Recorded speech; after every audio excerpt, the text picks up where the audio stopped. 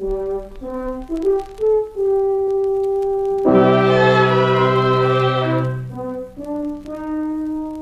was once a little boy named Peter.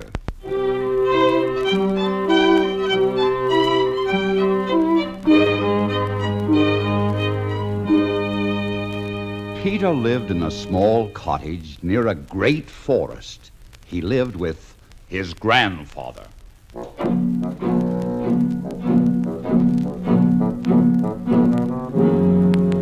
Peter had many friends in the forest.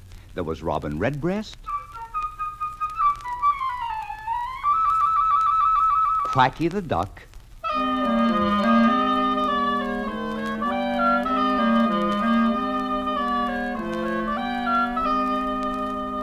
and Tommy the Cat. Early one morning, Peter opened the garden gate and walked into the forest to play with his friends.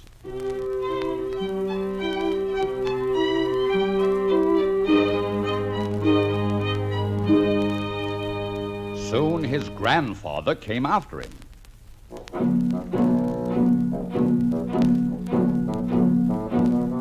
He was angry because Peter had gone into the forest. "This is a dangerous place," he said. "If a wolf should come along, then what would you do?"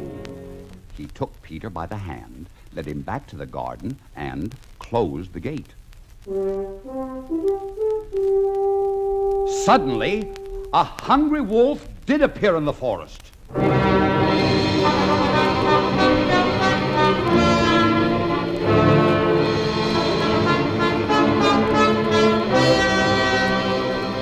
In a twinkling, Tommy the Cat scampered up a tree. Robin Redbreast flew to a branch above the cat. Quacky the Duck quacked and quacked, and in her great excitement started to run. But no matter how fast Quacky the Duck tried to run, she couldn't escape the wolf. Then with one big gulp, he swallowed her. Now, this is how things stood. Tommy the Cat was sitting on a branch up in a tree. Robin Redbreast on another. And the wolf walked round and round the tree, looking at both of them with greedy eyes.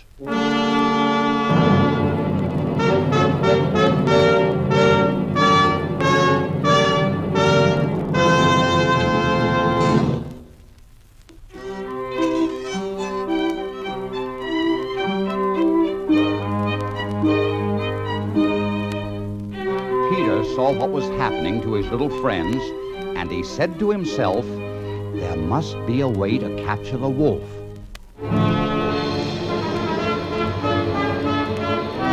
As he watched the wolf pacing back and forth, Peter thought of a plan. He ran into the house and found a strong rope. Then, when the wolf wasn't looking, Peter climbed up the tree. He made a lasso and carefully let it down.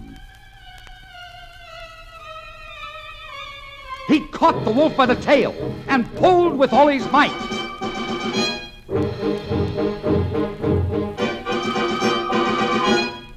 Feeling himself caught, the wolf began to jump wildly as he tried to free himself. Peter tied the other end of the rope to the tree, and the wolf's jumping only made the rope tighter around his tail. In fact, the rope was so tight, the wolf cried out. And while his mouth was open, Quacky the Duck jumped out and was free once again. That moment, shots were heard.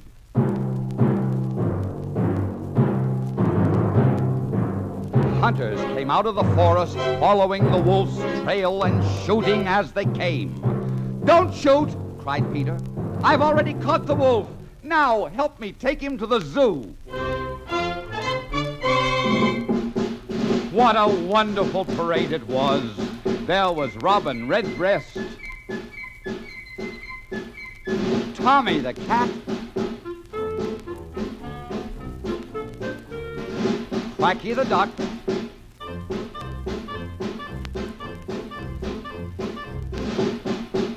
Peter's grandfather,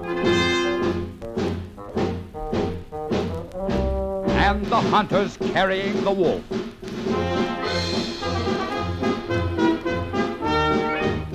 And at the head of them all, Peter marched proudly, for he alone had caught the wolf.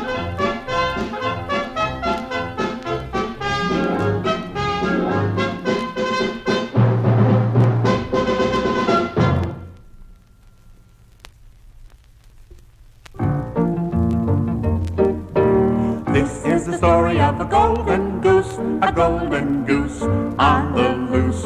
He met a fellow called the Simpleton and brought him wealth and fame. There was a man who had 3 sons. The youngest was ridiculed and laughed at by everyone and called the Simpleton. One day, their father sent the eldest son into the forest to cut wood. As he was about to leave, his mother gave him a sweet cake and a flask of wine so he wouldn't be hungry. When he reached the forest, he met a little old man who said, "I am so hungry and thirsty, good sir. Do you have any food that you could spare?" Sorry, old friend, I have no food or drink at all. Oh, thank you anyway for stopping, and goodbye, kind sir. The very moment the old man was out of sight, a tree fell on the eldest son and broke his arms. Afterwards, the second son was sent into the forest, and he too lied to the little old man and met misfortune. The simpleton begged his father to let him go, until finally his father gave in.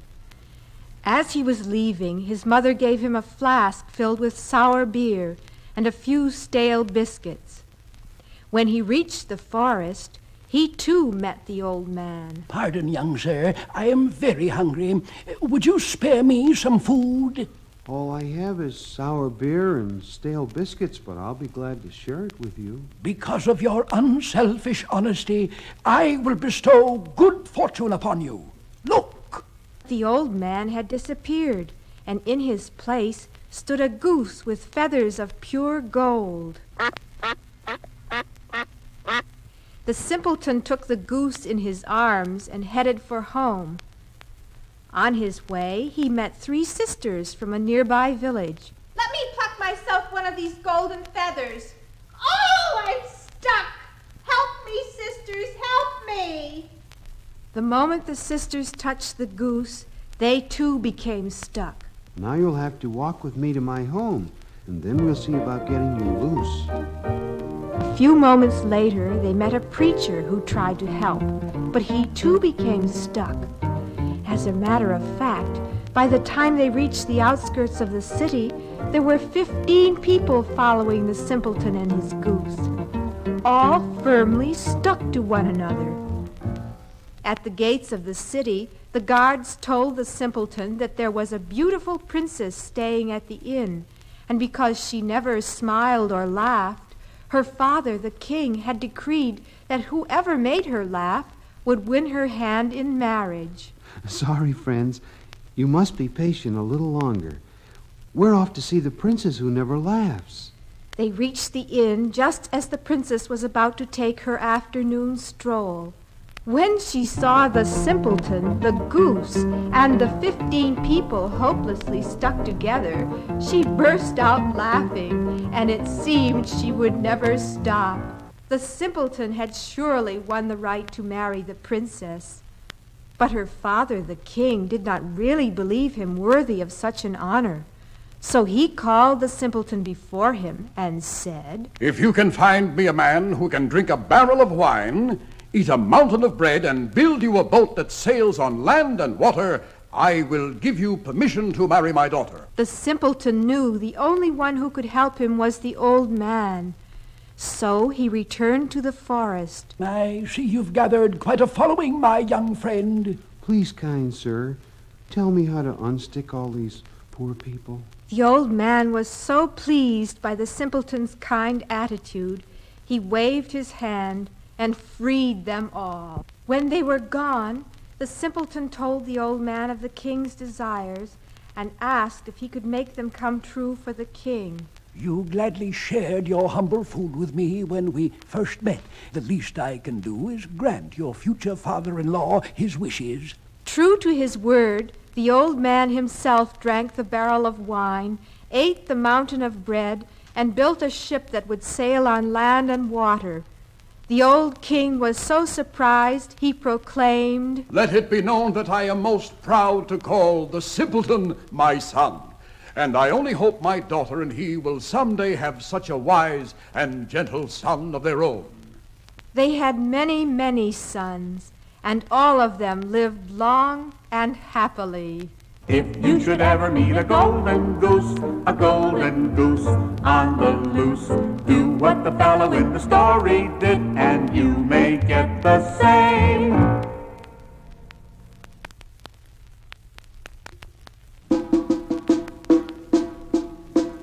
Tiny little soldier made of tin, chest stuck out and chin tucked in, all dressed up in red and blue, you look simply grand.